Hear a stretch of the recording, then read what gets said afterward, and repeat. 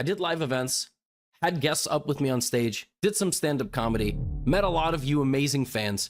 I was in Brussels, I was in London, Vienna. We did a little stop in Prague, and then we went to Munich, Berlin, and Warsaw. It was really, really special. And part of this tour was giving interviews. And I did. I did a handful of those. In fact, you might have seen I was on Czech television. It's like a complete side quest of my life. That was wild stuff. But one of those interviews that I did was with the incredible New in Chess magazine, which is a magazine that's enjoyed in over 100 countries. And the current, I believe he's the current editor-in-chief. I mean, he's an acclaimed journalist, extremely important individual in the chess world, Dirk Jan ten Guzendam. That's a mouthful for my Americans. He's Dutch, in case it's not obvious. I sat down with him for an interview, and it was great. But they published an image with one of my quotes, and that image, if taken out of context, makes me sound extremely arrogant, which might not be entirely untrue, but in this particular case, that was not the intention. Anyway, here it is. People know 3 chess players: Magnus, Hikaru, and me.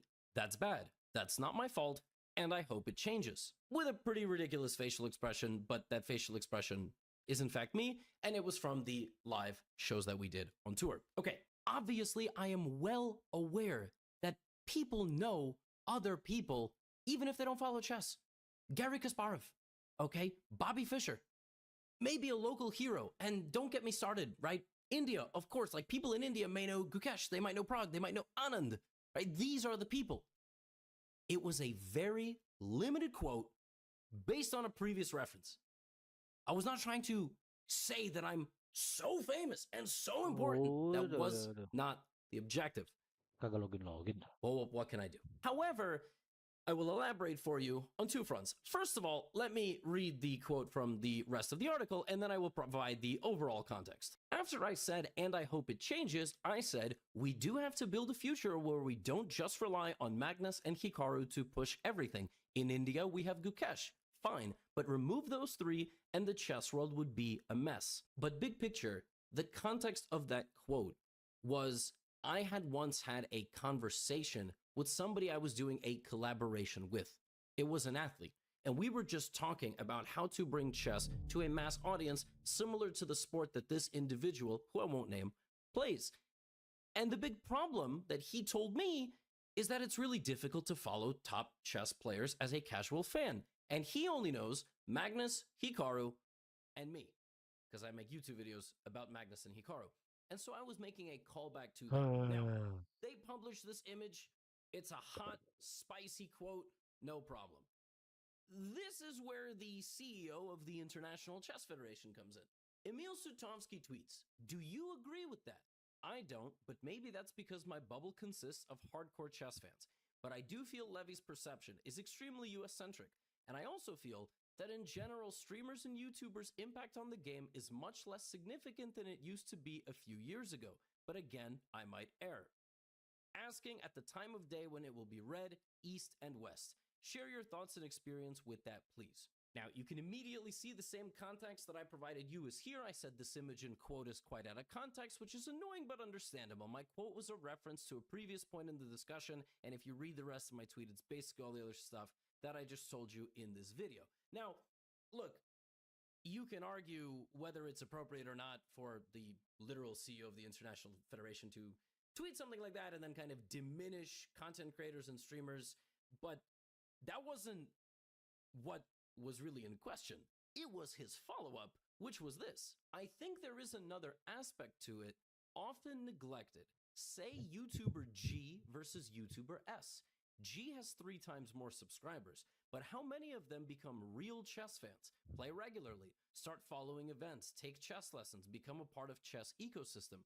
S may have much less subscribers, but they become hardcore chess fans and not just consumers of the channel's content. Whose contribution to the chess world is more important? I go with S. That's wild. That is a wild thing to post. I have talked about one particular element on this channel quite a bit and in interviews, including that one for New in Chess, and that is the fact that chess is probably the only sport, I know some of you might not call it a sport, so the only walks of life where the governing bodies the athletes, the top players will actively criticize and diminish the role of influencers in their very space. Innalillahi. Ini kenapa lagi They Valorant? think less of us because we don't have as high of an elo. We haven't been to the very top of the ranks. Even if we spread the game to millions of people, maybe even hundreds of millions of people, they look at us as, you know, extra, stupid, unnecessary, whatever. Now, I want to break this tweet down because when I read it at first, I didn't even see the last line. I didn't see that he said S's contribution is higher than G's. By the way, S and G, as you can see here in the response from Anish Giri, is a reference to Gagar Shah and Sotham Chess, which of course is Sagar Shah and Gotham Chess. Emil Sutovsky was basically saying that Sagar Shah from Chess Base India has a bigger contribution to the world of chess than me. Let's unpack this. First things first, I love Sagar Shah. We have a fantastic relationship. We've collaborated many times. I've been with him in multiple venues, in multiple locations across the world. Humble, respectful. There are not enough positive adjectives about him. I also met his wife. We had dinner together in New York. There is zero competition between us. We are friendly. We know our roles. We do our thing. Also, Chess Base India is like a journalism channel. I mean, they are all over the world. We'll get more into their contributions to the chess world later. Now, before I unpack all of this tweet, I do just want to say, I've had a few interactions with Emil, nothing crazy. Famously, I interviewed him on the sofa in New York during the World Rapid and Blitz Championship during Jeansgate. I also interviewed him. It's on the FIDE official channel in Toronto at the Candidates. That was actually a very good conversation.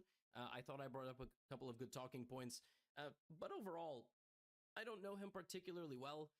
We've had a few cordial interactions, but this one was quite strange, I must say. Now, let's go through this. Emil says, how many people subscribe to my channel and watch my videos, but then do they become real chess fans?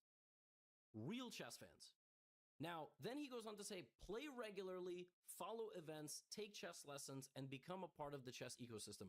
Those are four vastly different things.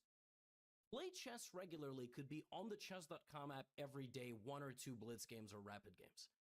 Does that mean locally at the club? Does that mean with your friends when you hang out at game night? What does that even mean?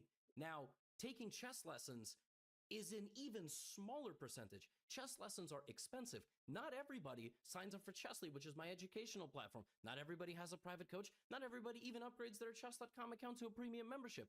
Not everybody wants to spend money on their hobbies. So that's an even smaller niche.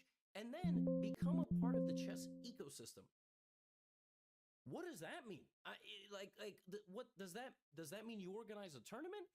But let's go back to this one. Following live events.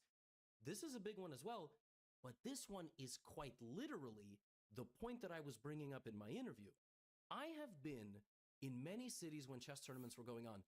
None more dramatic than Toronto when they had the Candidates tournament there that Gukesh won to then go on to challenge and win the World Championship. I ran into 15 to 20 fans on the streets of Toronto in Canada. The Candidates, a tournament organized by FIDE, which Emil Sutovsky is the CEO of, not a single one of them. And I hand to whatever God you believe in, 0 of them knew the tournament was happening then and there. It was the first Candidates tournament in North America. How did nobody know? How was there not better marketing for this? I was flabbergasted, okay? Following live events as a casual chess fan is perhaps the single most important thing and the single thing missing for more people considering chess as a professional career all over the world. The prize fund for the World Chess Championship has not changed in nearly 40 years. Look up the prize fund of the World Championship in 1990. Look up the prize fund of the World Championship most recently, won by Gukesh. It has not changed, okay? That's not my fault. And that was the point. My point was, following top chess is not something that the casual chess fan does. And Emil is saying, my fans aren't even good enough, you know, because they're just casual chess fans and they don't follow these live events, which chess tournaments themselves don't market properly and don't make easily accessible to you. Now, he then goes on to say, hardcore chess fans are formed, those that watch Sagar Shah. What does that mean? What is a hardcore chess fan relative to those people? Like, he's inherently pitting chess fans against one another, whereas sports only survive and thrive based on casual fandom. The person that watches the occasional game, maybe has a team jersey, whatever it might be. This is such a backwards argument. I read it over like 3 or 4 times. I still cannot come to.